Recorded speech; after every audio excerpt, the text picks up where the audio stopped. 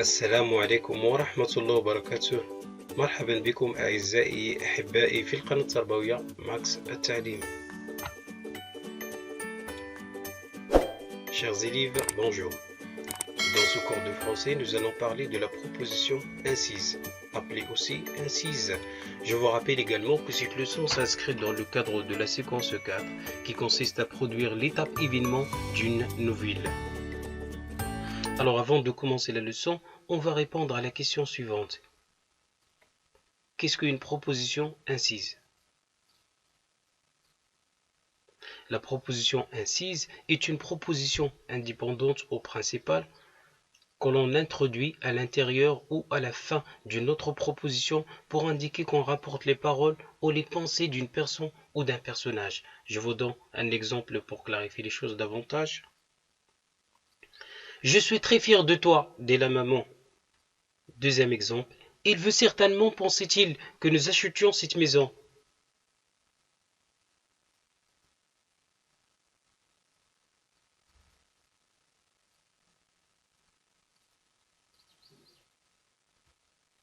Alors, pour mieux comprendre cette leçon, je vous invite à lire silencieusement ce dialogue.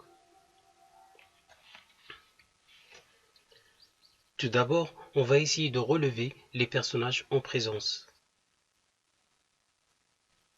Si vous avez bien lu le dialogue suivant, vous aurez vu que les personnages sont M. Grandet et Mme Grandet, M. Desgrassins et Mme Desgrassins, le notaire, l'abbé Crochu, Eugénie et enfin le président. Deuxièmement, on va essayer de souligner les paroles ou les répliques de chaque personnage. Troisièmement, on va essayer de supprimer les propositions incises contenues dans ce dialogue. Alors, la question qui se pose, qu'est-ce que vous remarquez? La remarque est la suivante. Si les propositions incises sont supprimées, certaines informations manquent au dialogue. Alors maintenant, on va voir comment les propositions incises se construisent d'après ces exemples relevés dans le dialogue ci-dessus. Commençons par le premier exemple. Dit le notaire en tirant sa vieille montre épice de 2 doigts et qui ressemblait à un vaisseau hollandais. Alors cette proposition incise se construit ainsi. Verbe introducteur plus le sujet qui peut être remplacé par un pronom sujet plus les informations sur les personnages. Et c'est ça donc l'importance de la proposition incise dans un dialogue. C'est qu'il nous donne des informations sur le personnage, des informations sur sa manière de parler, sur son comportement, à tel point qu'il peut nous donner des informations sur l'action des personnages. Alors, les propositions incises, elles sont très importantes, voire nécessaires dans un dialogue. Alors maintenant, on va voir comment reconnaître une proposition incise. Vous savez que la proposition incise est facile à repérer, car il coupe ou se joint à une autre proposition. Le verbe se trouve après le sujet. Le verbe est un verbe de parole ou ce qu'on appelle verbe de pensée. Exemple, dire, raconter, s'exclamer, penser, hurler, demander, se demander, s'interroger. Il y a une série inculcable des verbes introducteurs. Il est souvent courte. Retenons l'essentiel.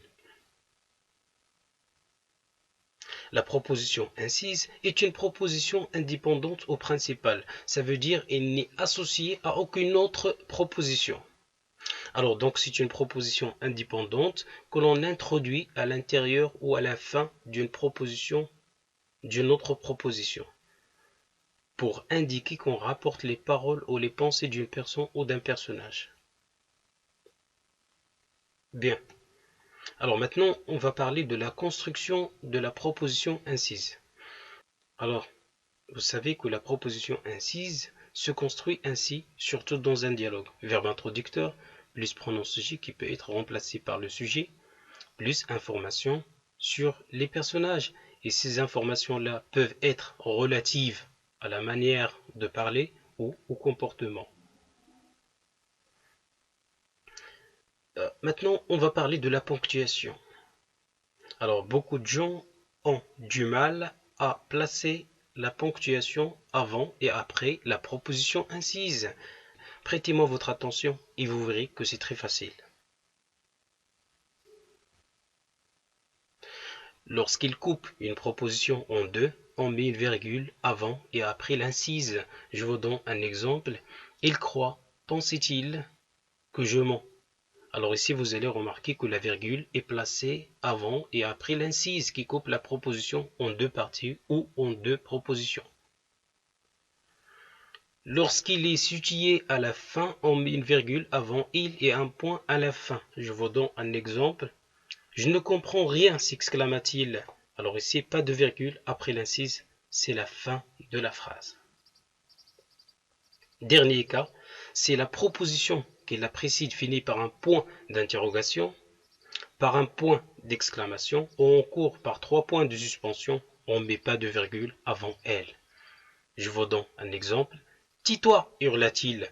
Pas de virgule avant l'incise car il est précédé du signe de ponctuation suivant, à savoir le point d'exclamation.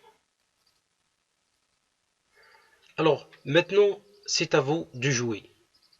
Je relève les propositions incises dans le dialogue suivant. Alors, on va passer directement à la correction.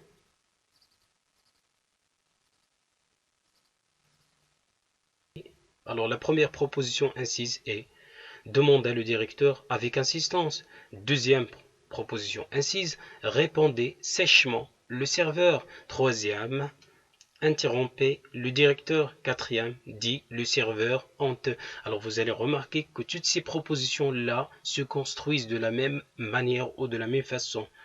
Et commencent toujours par un verbe introducteur, plus pronom sujet au sujet, plus information sur les personnages. Comme le cas ici, dans cette proposition incise, répondez sèchement le serveur. Alors, vous avez donc verbe introducteur, vous avez le sujet et vous avez la manière avec laquelle elle répond le serveur au monsieur. Donc, sèchement. D'accord? Alors, voilà donc la correction. Alors, pour approfondir, je vous invite à répondre à la question suivante. Je vous invite à liker cette vidéo, à la partager et à vous abonner à ma chaîne en activant la petite cloche pour rester informé de toutes mes prochaines publications. Merci pour votre attention, à bientôt.